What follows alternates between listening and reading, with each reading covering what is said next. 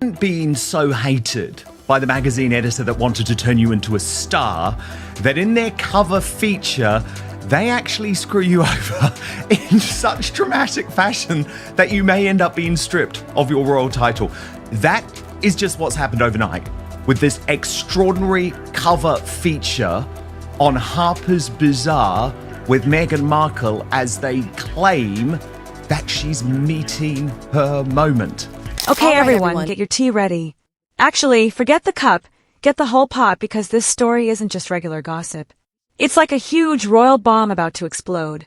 Harper's Bazaar magazine didn't just write a simple article. They basically lit a match, tossed it right at Meghan Markle's shiny new reputation, and just watched everything burn really, really slowly. Meghan walked straight into it like she thought she was the star of some sweet TV movie, completely forgetting that she's not the main character anymore. And oh boy, the internet. People cracked their knuckles, grabbed their popcorn buckets, and started typing comments faster than royal workers hiding behind palace drapes. This wasn't just a small mistake. This was one of those super embarrassing moments that keeps you awake at 2 a.m. whispering to yourself, "Why in the world did I ever say that?" Meghan thought this Harper's Bazaar magazine feature would be her beautiful fresh start.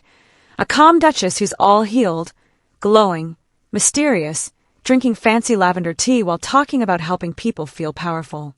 She probably imagined gentle lighting, beautiful quotes, and outfits so casually simple they probably cost more than what some entire countries spend on weddings.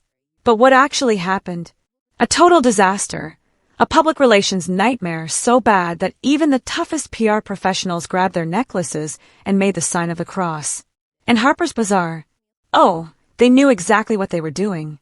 They didn't just interview her, they built the whole stage, handed her the microphone, and just let her mess everything up right there in front of everyone. Some people even say they purposely set her up.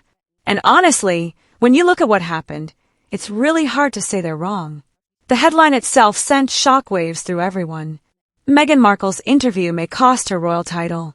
Cue everyone rolling their eyes super hard. We've heard this before.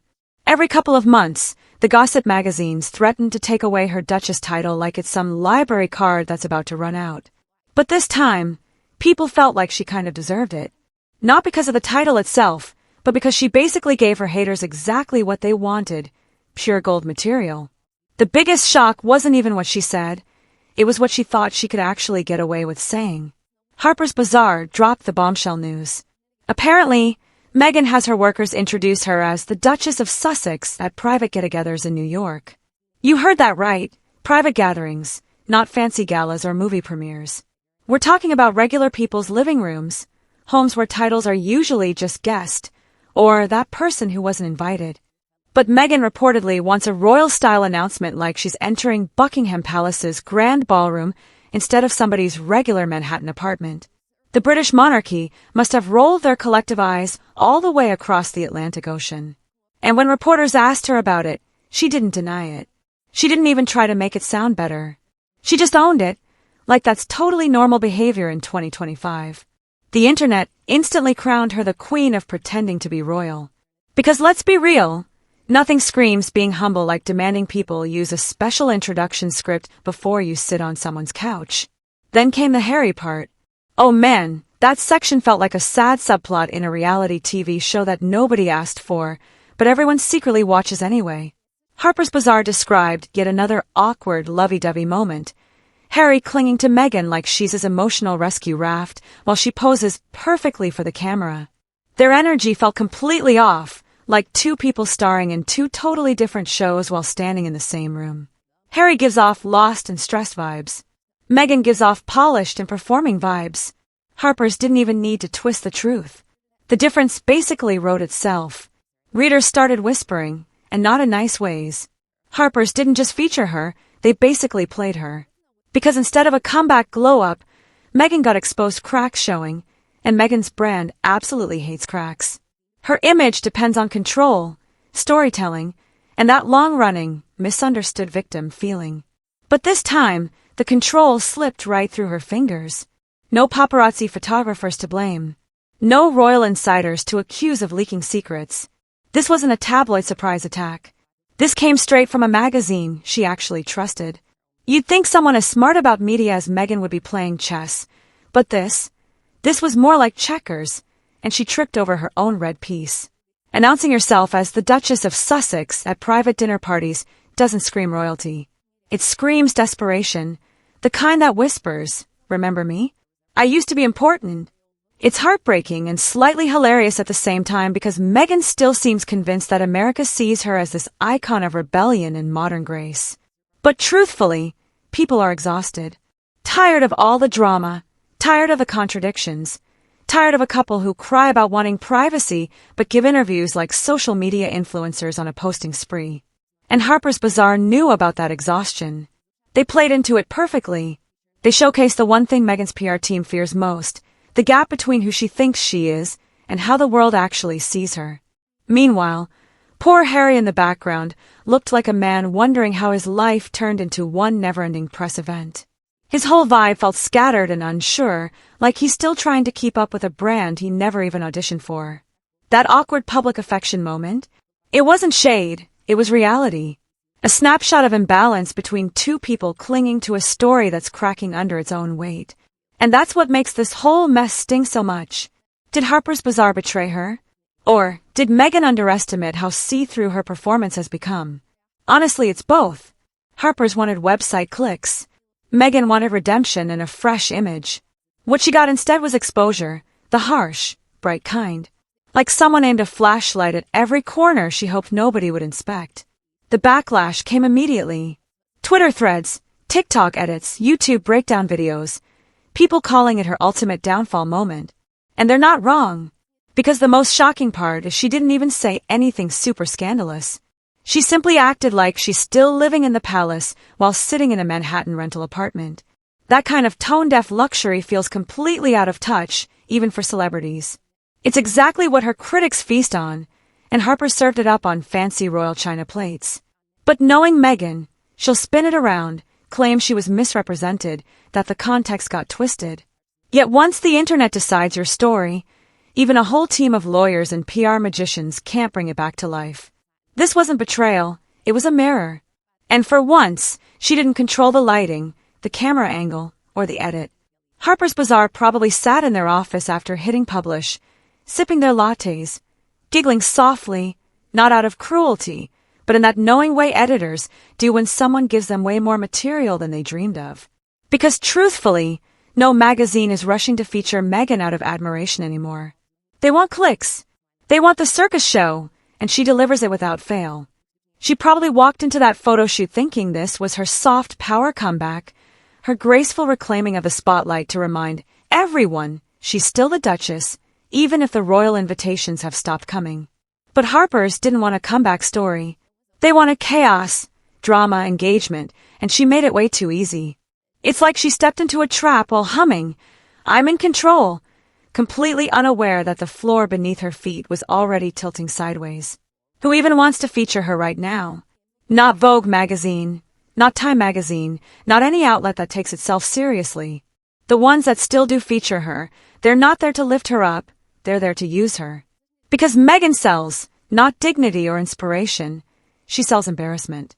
She's predictable. She's dramatic. She gives editors those perfect, "Did she really just say that?" moments. Even when she tries to be polished and perfect, she slips up. A phrase, a tone, a self-compliment that sounds just a bit too smug, and bam, instant headline material. Harper's Bazaar didn't need to distort or twist anything.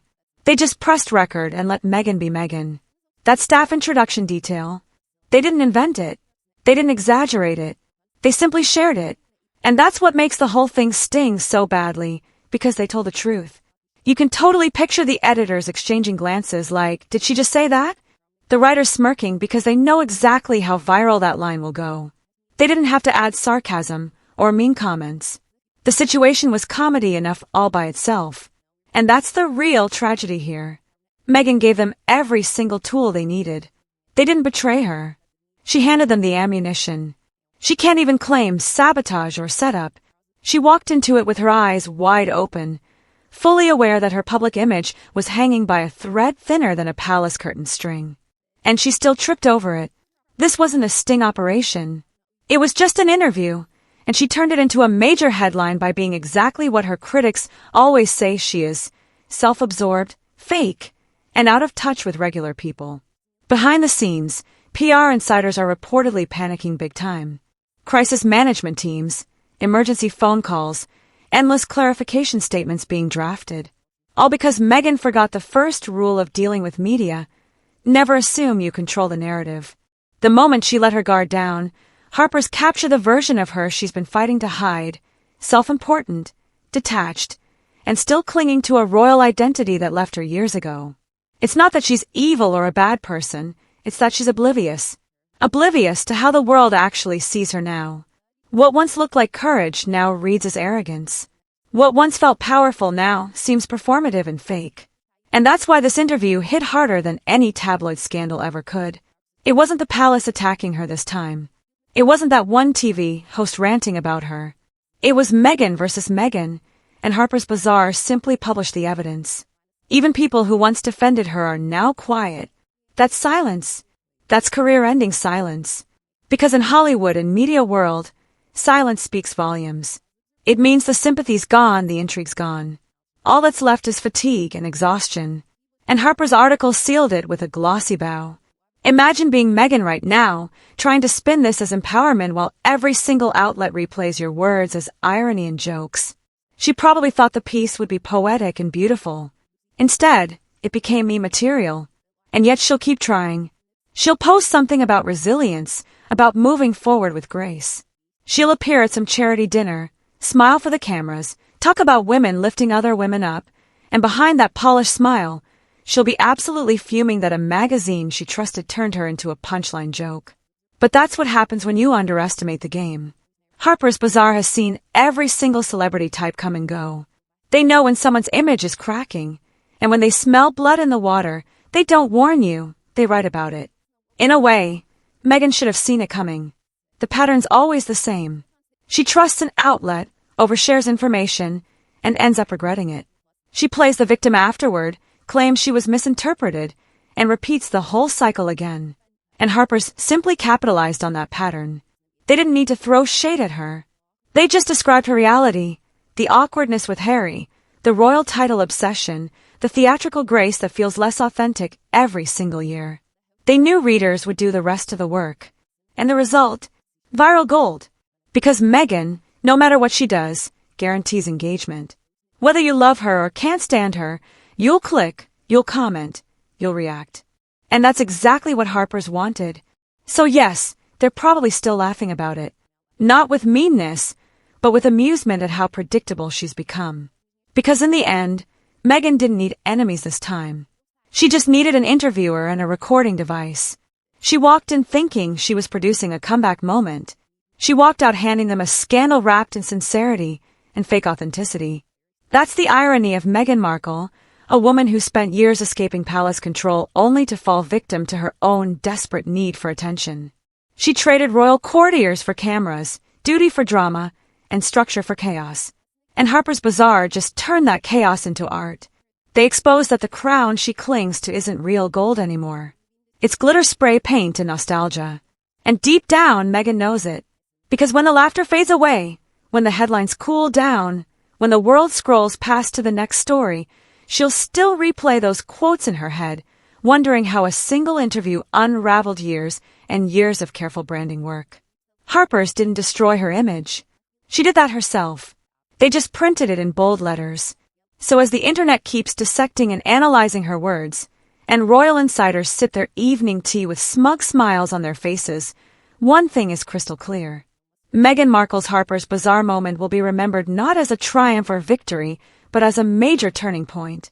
The moment she finally realized that being the Duchess of Sussex means absolutely nothing when the only throne left is the one built on public opinion. And right now, that throne is shaking hard.